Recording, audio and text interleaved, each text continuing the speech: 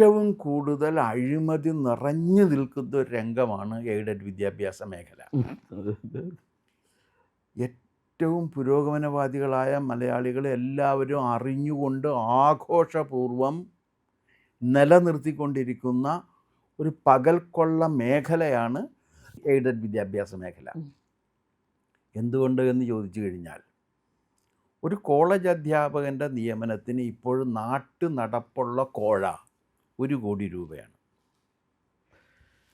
Higher സെക്കൻഡറിക്ക് ഇങ്ങോട്ട് വരുമ്പോൾ 50 ലക്ഷത്തിനും 75 ലക്ഷത്തിനും ഇടക്കാണ് higher secondary.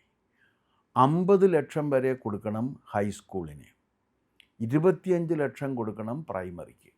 ഇതാണ് ഇപ്പോഴത്തെ കോഴ നിരക്ക്.